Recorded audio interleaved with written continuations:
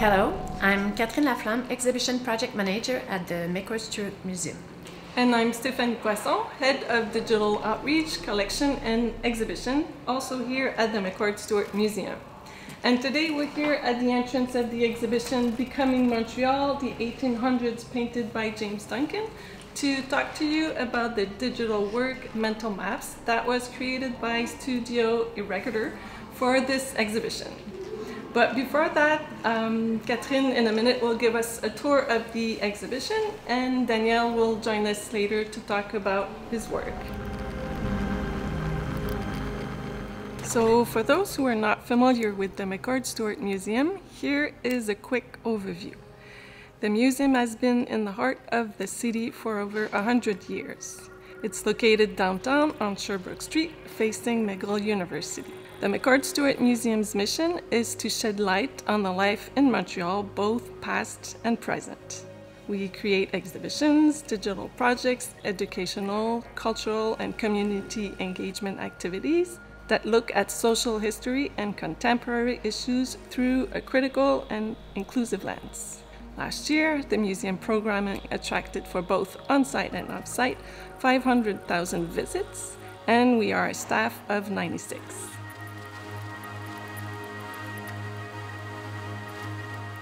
The museum is custodian of a collection containing 2.5 million images, objects, documents, and work of art divided into 6 collections. The Archive collection, which focuses on the history of Montreal and Montrealers during the 19th and 20th century. The Documentary Art collection, well known amongst other things for its corpus of satirical drawings with more than 45,000 caricatures. The Dress, Fashion and Textile collection, which contains garment and accessories from the past 3 centuries. The Indigenous Cultures collection, composed of examples of material culture of First Nations, Inuit and Métis people living in Canada. The Material Culture collection, which documents the domestic environment in Montreal over the past 3 centuries, and the Photography collection, with at its core the Notman Photographic Archive listed on UNESCO Memory of the World Register.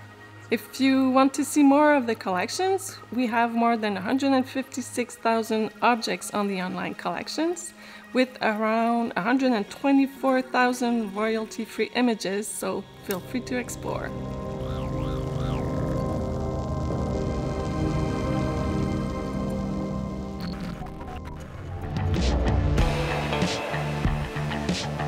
As for the exhibition department, our mandate is to showcase the museum's collection by offering the public a program of permanent, temporary, and off-site exhibitions. The museum presents an average of 10 exhibitions per year. In the summer of 2023, the exhibition Becoming Montreal, the 1800s painted by James Duncan, took the stage, occupying an area of 6,000 square feet spread over 2 rooms. It was curated by Christian Vachon, curator of documentary art at the museum, and Laurier Lacroix, professor emeritus at Université du Québec à Montréal.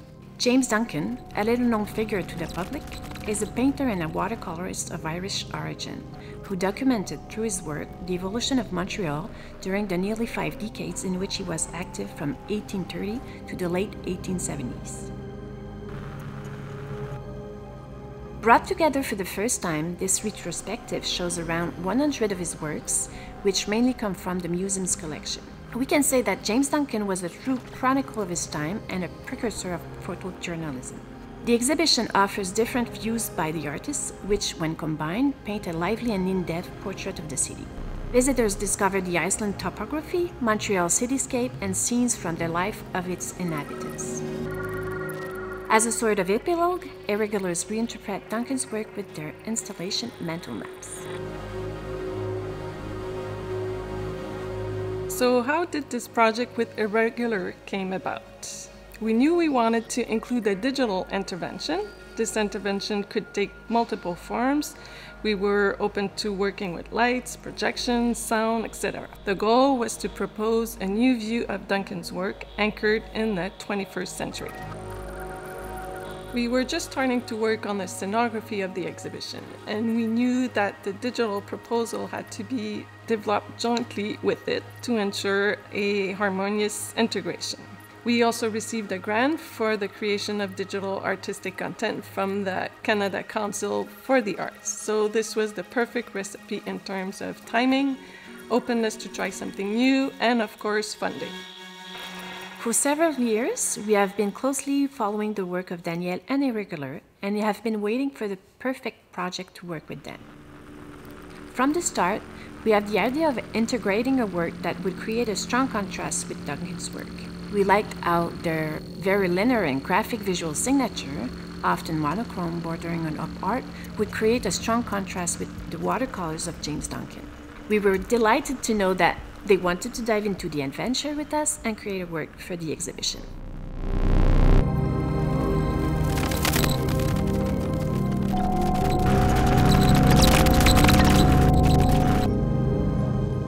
Hello, my name is Daniel Iregui. I am a digital artist and I am the founder of Irregular, a digital art studio based in Montreal. We work mostly on interactive installations in public space, where we use a lot of sensors and technology to bring the audience into our work. Our work is often very large scale, very graphical. We explore a lot the geometries and all the mathematical formulas that describe graphics. So our work is really about creating patterns and allowing people to influence those patterns with their movement, with their face, with their hands.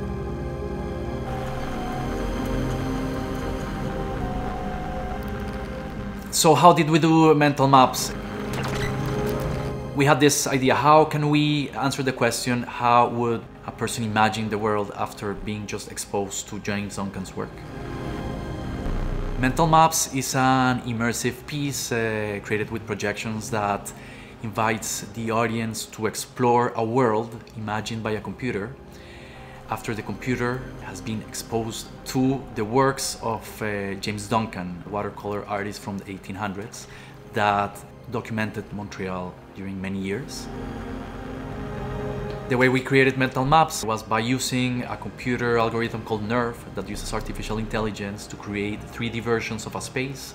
So we took James Duncan's work from different points of view and we fed it to this computer, and then the computer will generate what it imagined to be that world. This artificial intelligence algorithm that is mainly used to create 3D images out of 2D images, and you see that a lot, for example, when you are looking for an apartment and you're able to navigate the apartment in 3D. Normally those are done by just giving many pictures of that apartment to the NERV, and then the software will generate that 3D world that you can navigate.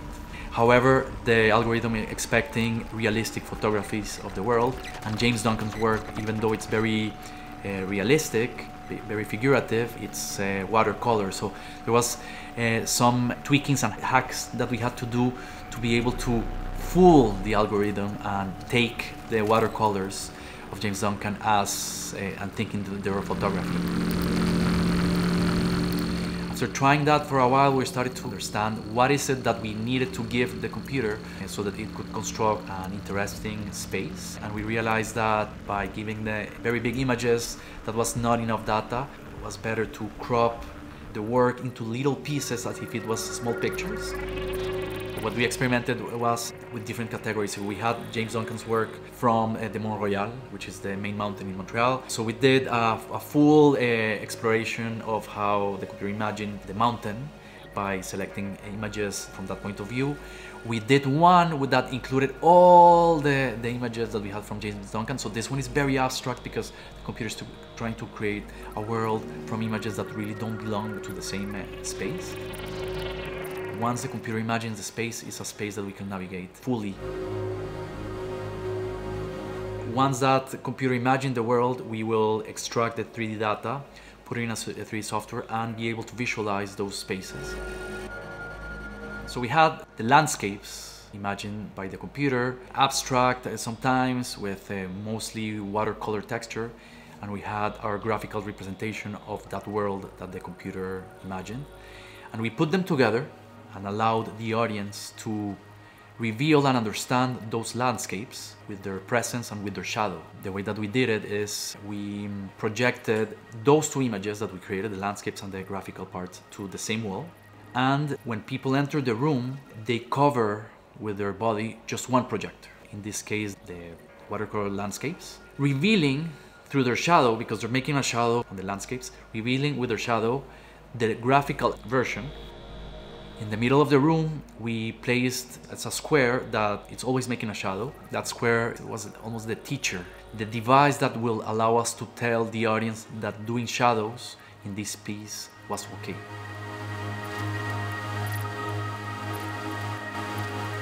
Mental Maps is a generative piece, meaning it's not a loop. It presents itself as an infinite combination of visuals and sound. And the way that we created the sound was first we improvised with some musicians at the studio different soundscapes. And then we took soundscapes and we plugged them to the piece, allowing the piece to combine those soundscapes depending on what the software was displaying at the time. First, to ensure a better understanding of the work, since AI is not easy to understand at first glance, we provided visitors and the museum team with different resources. The work is accompanied by a text briefly explaining the approach of Irregular. Daniel also offered a visit to our staff so that the museum team, especially the mediators, would be able to answer visitors' questions. And we made a short video with Daniel, which is available in the exhibition space and on the museum website. In Mental Maps is the first time that we use artificial intelligence in our content. Normally we use artificial intelligence a lot in the way that we extract data from sensors or from images for interaction of the audience. In this case, artificial intelligence was used for the content to generate the landscapes and generate the graphics that were presented and people saw when they were interacting with the shadows. Another thing that we did for the first time in this piece is create interaction that doesn't require any sensors. In this case, people interact with their shadows. It's super precise, it's in real time, it's very immersive, and it really makes people feel that they are part of the piece. Mental Maps is for the museum a very daring proposal in its visual aspect, which definitely clashes with the watercolor painting and the classier look of the exhibition. Audacious also in terms of the technology used. The use of AI called on a sphere that we had never explored before at that level. It was a new approach for the museum. Also a big difference with what we usually do when integrating digital into our exhibition was the relationship with Irregular.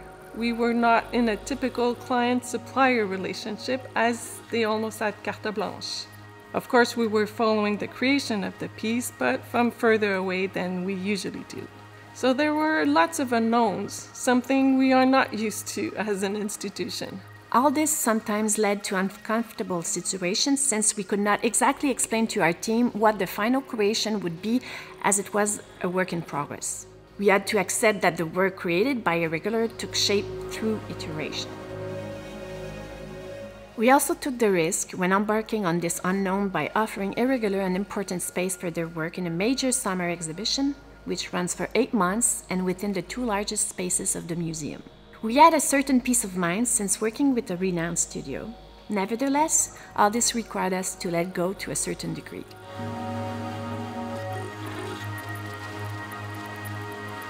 We are often asked if Mental Maps brings audiences to better understand the work of James Duncan or if it brings us closer to the artist. We would have to say no, but that was not the intended purpose. We wanted an immersive and visual work without necessarily being a vector of content.